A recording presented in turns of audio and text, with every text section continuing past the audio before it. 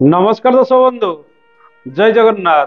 दर्शक बंधु 2024 मसीहा मार्च मासरे कुंभ राशि फलाफल किपर आज अध्याय आसतु आलोचना करवा। ग्रह मानकर स्थिति कौन रही सर्वप्रथमे जाणी नवा। मास आरंभ रवि आपंक राशि चलन करेंगे। मार्च मास 14 तारिख ठार से द्वितीय स्थान में चलन करेंगे। मास सारा द्वितीय स्थान में राहुंकर चलन केतुंकर चलन अष्टम स्थान में मास सारा बृहस्पति मास सारा तृतीय स्थान में चलन करेंगे। आपण राशि मास सारा शनिकर चलन मंगल मास आरंभ आपणकर द्वादश स्थान में चलन करेंगे। मार्च मास 15 तारिख ठार आपण राशि मंगलकर चलन बुध मास आरंभ आपण राशि चलन करेंगे। मार्च मास 7 तारिख ठार से द्वितीय स्थान में चलन करेंगे। शुक्र मास आरंभ आपणकर द्वादश स्थान में चलन करेंगे एवं 7 तारिख ठार से आपण राशि चलन आरंभ करेंगे। ये तो थिला ग्रह मानकर स्थिति। ए मासरे अनेक परिवर्तन रही जेहेतु यही समय अधिकांश ग्रह आपण राशि अशुभ रहउछन्ति। समस्या मध्य किछि रहिबो। आपण राशि रे शनि मंगलकर जोग 15 तारिख ठार रहिबो एवं रवि शनिकर जोग मध्य मास आरंभ 14 तारिख पर्यंत रहिबो। तेणु ई जोग भल नुहे एवं ई जोग फल शरीर अनेक समय असुस्थ रुहे। क्या सहित मतभेद उपजी पारे एवं जानवाहन प्रति आपण टिके अधिक सतर्कता अवलंबन करेंगे। निज भाषा नियंत्रण रखिए। क्या किसी एपरी कथा कहतु ना जहा फल आपणकर संपर्क भांगी जाई पारे। जो मानकर मंगल दोष रही से माने एई समय अधिक सावधानता अवलंबन करेंगे निज दाम्पत्य जीवन को नहीं। से विषय आगक आम आलोचना करवा। दर्शक बंधु आसतु जानिबा ए मासरे स्वास्थ्यर स्थिति किपर रहिबो। शनि 7.5 प्रभाव में आपणकर राशि रहुची एवं मंगल शनि रवि इत्यादि ग्रहंकर जोग संबंध आपण राशि को रहुथिबारु अस्थिगत पीड़ा समय समय भोग करेंगे। रक्तचाप समय समय वृद्धि पाइबार जोग रही। मुखरे किसी समस्या मध्य समय समय बढ़ी पारे। तेणु खाइबा पीबारे नियंत्रण करंतु। शारीरिक पीड़ा असुस्थता समय समय प्राप्ति करने सहित मानसिक स्तर में बेले बेले आपण दुर्बलता परिप्रकाश करिपारंती। मन बेले बेले भल रहिबो नाही। भाराक्रांत रहिबो। मुंड जनित पीड़ारे आपण समय समय पीड़ित होई पारंती।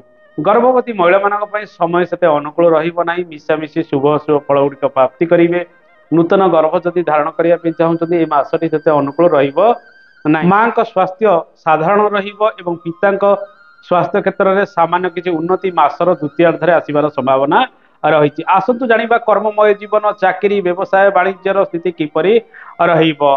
कर्ममय जीवन जो देखिबा आपनकर कर्माधिपति मंगल द्वादश एवं आपणक राशि चलन करेंगे। मासर प्रथमार्धे जब इत्यादि परिवर्तन करें कि दूर स्थान को यात्रा करी कौन नुआ कम आपण आरंभ करें।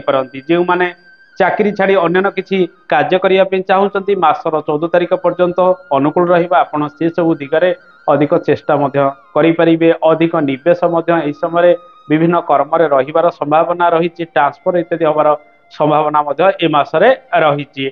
दर्शक बंधु ए मासटी कर्ममय जीवन में अधिक चाप पकाइब। मानसिक स्तर काम को नहीं सब समय भल रहा। आपण अन्यमनस्क हे बेले बेले अधैर्य हो पारती। धैर्य धरी प्रत्येक कार्य करेंगे। जदि दूर स्थान को यात्रा करने चाहते कौन चाकरी बाकरी प्रपोजरे आपण स्वास्थ्यर जत्न प्रायतः अनेक समय नवा आवश्यक।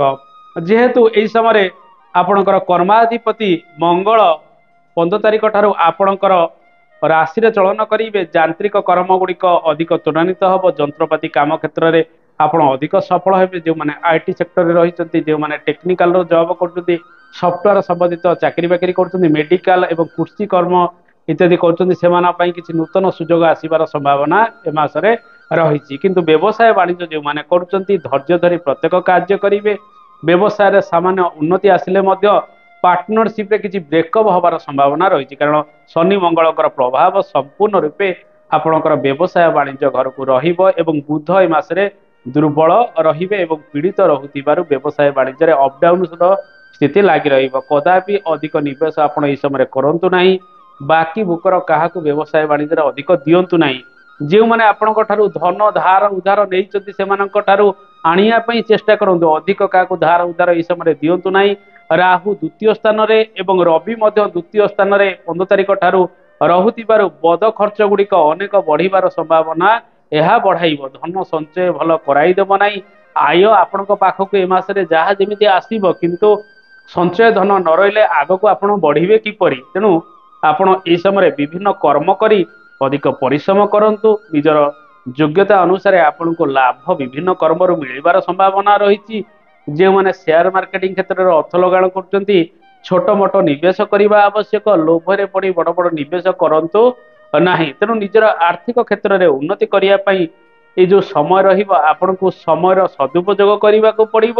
ଧନ ସଞ୍ଚୟକୁ ଅଧିକ ଗୁରୁତ୍ୱ ଦିଅନ୍ତୁ। ଦୀର୍ଘକାଳୀନ ଭିତ୍ତିରେ ଟଙ୍କା ଗୁଡ଼ିକ ସଞ୍ଚୟ କରିବା ପାଇଁ ଚେଷ୍ଟା କରନ୍ତୁ। ଅପବ୍ୟୟ ବିଭିନ୍ନ ଦିଗରେ ଲାଗି ରହିବାର ସମ୍ଭାବନା ରହିଛି। ଯେହେତୁ ଆପଣଙ୍କର ରାଶିର ଦ୍ୱିତୀୟ ଏବଂ ଏକାଦଶ ଭାବର ଗ୍ରହ ବୃହସ୍ପତି ତୃତୀୟ ସ୍ଥାନରେ ଚଳନ କରୁଛନ୍ତି ମାସ ସାରା, ଯେମିତି ପରିଶ୍ରମ ସେମିତି ଆୟ ମଧ୍ୟ ଆପଣ ଏ ମାସରେ ପାଇପାରନ୍ତି। ଏ ମାସରେ ଶୁକ୍ରଙ୍କର ଚଳନ ଆପଣଙ୍କର ଭାଗ୍ୟାଧିପତି 7 ତାରିଖ ଠାରୁ ଆପଣଙ୍କ ରାଶିରେ ଚଳନ କରିବେ। ଶନିଙ୍କ ସହିତ ସେ ଯୋଗ ହେବେ, ମଙ୍ଗଳଙ୍କ ସହିତ ଯୋଗ ହେବେ। ପୂର୍ବ ମାସ ଠାରୁ ଭାଗ୍ୟ କ୍ଷେତ୍ରରେ ସାମାନ୍ୟ ଉନ୍ନତି ଆସିବ। ନୂଆ କର୍ମ ଗୁଡ଼ିକ ଆପଣ ଆରମ୍ଭ କରିବେ। ପୁରୁଣା କାମ ଛାଡ଼ି ନୂଆ କାମରେ ଆପଣ ଯୋଗଦାନ କରିପାରନ୍ତି। ଦୂର ସ୍ଥାନକୁ ଯାତ୍ରା କରିବେ। କୌଣସି ଶୁଭ କାର୍ଯ୍ୟରେ ମଧ୍ୟ ମନୋନିବେଶ କରିବାର ସମ୍ଭାବନା ରହିଛି। କୌଣସି ଶୁଭ ସମ୍ବାଦ କାହାଠାରୁ ମଧ୍ୟ ଆପଣ ପ୍ରାପ୍ତି କରିପାରନ୍ତି। ଯେଉଁମାନେ ଟ୍ରାଭେଲିଂର କାର୍ଯ୍ୟ ଗୁଡ଼ିକ କରୁଛନ୍ତି ସେମାନେ ନୂଆ ଗାଡ଼ି ଘୋଡ଼ା ଇତ୍ୟାଦି କିଣାକିଣି କରିପାରିବେ। କିନ୍ତୁ ଶନି ମଙ୍ଗଳଙ୍କର ଯୋଗ ଆପଣଙ୍କ ରାଶିରେ ରହି ଏମାନେ ସପ୍ତମ ସ୍ଥାନ ଏବଂ ମଙ୍ଗଳ ମଧ୍ୟ ଅଷ୍ଟମ ସ୍ଥାନକୁ ପ୍ରଭାବିତ କରୁଥିବାରୁ ଯାନବାହନ ପ୍ରତି ଟିକେ ସତର୍କତା ଅବଲମ୍ବନ କରିବେ, କାରଣ କେତୁ ମଧ୍ୟ ଅଷ୍ଟମରେ ଚଳନ କରୁଛନ୍ତି। ସଂକ୍ରମଣ ସମ୍ବନ୍ଧିତ ରୋଗ ଠାରୁ ଆପଣ ଦୂରେଇ ରୁହନ୍ତୁ। ଘରେ ଯଦି କାହାର ଥଣ୍ଡା ସର୍ଦ୍ଦି ବିଭିନ୍ନ ପ୍ରକାର ସଂକ୍ରମଣ ରୋଗ ରହିଛି, ଆପଣଙ୍କୁ ଏ ମାସରେ ହବାର ସମ୍ଭାବନା ଅଧିକ ରହୁଥିବାରୁ ଆପଣ ସେସବୁ ପ୍ରତି ଅଧିକ ଧ୍ୟାନ ଦେବା ଆବଶ୍ୟକ। ଦର୍ଶକ ବନ୍ଧୁ, ଆସନ୍ତୁ ଜାଣିବା ଏ ମାସରେ ବିଦ୍ୟାର୍ଥୀ ମାନଙ୍କ ପାଇଁ ସମୟ କିପରି ରହିବ। ବିଦ୍ୟାର୍ଥୀ ମାନେ ଆପଣଙ୍କର ପଞ୍ଚମ ଭାବର ଗ୍ରହ ବୁଧ ଅଟନ୍ତି। ବୁଧ ପ୍ରାୟତଃ ଆପଣଙ୍କ ରାଶିରେ ରହିବେ ଏବଂ 7 ତାରିଖ ଠାରୁ ସେ ଦ୍ୱିତୀୟ ସ୍ଥାନରେ ନିଚରେ ରହିବେ ଏବଂ ପୀଡ଼ିତ ରହିବେ। ନିଚରେ ବୁଧ ରହୁଥିବାରୁ ପାଠ ପଢ଼ାରେ ଆପଣ ଅନ୍ୟମନସ୍କ ହୋଇପାରନ୍ତି। ଯେତିକି ଫୋକସ୍ ବିଦ୍ୟାକୁ ନେଇ ରହିବା କଥା ସେ ଫୋକସ୍ ଏ ମାସରେ ରହିବ ନାହିଁ। ଉଚ୍ଚ ଶିକ୍ଷା କ୍ଷେତ୍ରରେ ବିଦ୍ୟାର୍ଥୀ ମାନେ ସେମାନଙ୍କର ପୂର୍ବ ରେକର୍ଡ ମଧ୍ୟ ବଜାୟ ରଖିବାର ସମ୍ଭାବନା ରହିଛି। ତେଣୁ ପରିଶ୍ରମ ଅଧିକ କରିବା ଆବଶ୍ୟକ ବିଦ୍ୟା କ୍ଷେତ୍ରରେ ଅଧିକ ଉନ୍ନତି ପ୍ରଗତି ଆଣିବା ପାଇଁ।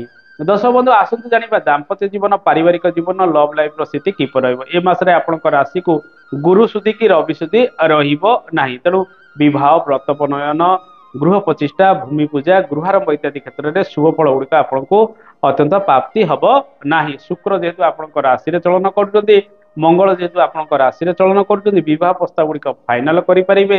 ଆଗାମୀ ଦିନରେ ହୁଏତ ବିବାହ କାର୍ଯ୍ୟ ଗୁଡ଼ିକ ତ୍ୱରାନ୍ୱିତ ହୋଇପାରେ।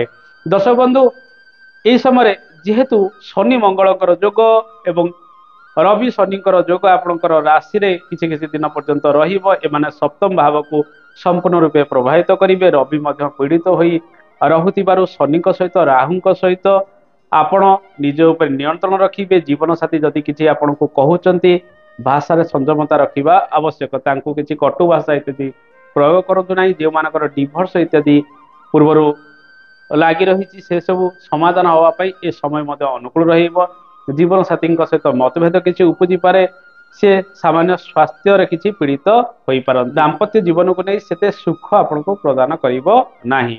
ଦର୍ଶକ ବନ୍ଧୁ, ପାରିବାରିକ ଜୀବନ ଯଦି ଦେଖିବା, ଦାମ୍ପତ୍ୟ ଜୀବନ ଖରାପ ଥିବାରୁ ପାରିବାରିକ ଜୀବନ ଉପରେ ଏହାର ପ୍ରଭାବ ମଧ୍ୟ ପଡ଼ିବ। ପାରିବାରିକ ସୁଖର ଗ୍ରହ ଶୁକ୍ର ଆପଣଙ୍କ ରାଶିରେ 7 ତାରିଖ ଠାରୁ ଚଳନ କରିବେ। ଟିକେ ବାଲାନ୍ସ କରିବା ପାଇଁ ସର୍ବଦା ସେ ଚେଷ୍ଟା କରିବେ। ତେଣୁ ଘର ପରିବାର ସହିତ ସମନ୍ୱୟ ରକ୍ଷା କରି ଆଗକୁ ବଢ଼ିବା ଆବଶ୍ୟକ। ମହିଳା କର୍ମଚାରୀଙ୍କ ସହିତ ଉତ୍ତମ ସମ୍ପର୍କ ଗୁଡ଼ିକ ସ୍ଥାପନ କରନ୍ତୁ।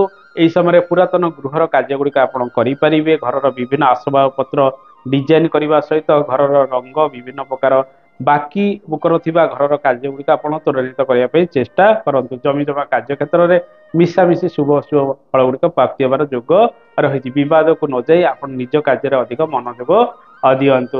ଦର୍ଶକ ବନ୍ଧୁ, ଲଭ୍ ଲାଇଫ୍ର ସ୍ଥିତି ଯଦି ଦେଖିବା, ପଞ୍ଚମାଧିପତି ବୁଧ ପ୍ରାୟତଃ ପୀଡ଼ିତ ହୋଇ ରହୁଛନ୍ତି, କିନ୍ତୁ ଶୁକ୍ର ମଙ୍ଗଳଙ୍କର ଯୋଗ ରହୁଥିବାରୁ ଆପଣ ଯଦି କାହାକୁ ଭଲ ପାଉଛନ୍ତି, ଦେଖି ଚାହିଁ ସବୁ ପରଖିକିରି ତାକୁ ଭଲ ପାଆନ୍ତୁ। ନଚେତ୍ ଏଇ ଯୋଉ ସମୟ ରହିବ ଆପଣ କିଛି ହୁଏତ ଏପରି କଥା କହିଦେଇ ପାରନ୍ତି ତାଙ୍କ ମନକୁ ମଧ୍ୟ ଆଘାତ ଲାଗିପାରେ। ତେଣୁ ଭିନ୍ନ ଭିନ୍ନ କ୍ଷେତ୍ରରେ ସଫଳତା ଗୁଡ଼ିକ ବଜାୟ ରହିଥିଲେ ମଧ୍ୟ କିଛି କିଛି କ୍ଷେତ୍ରରେ ସମସ୍ୟା ଏ ମାସରେ ରହିଛି।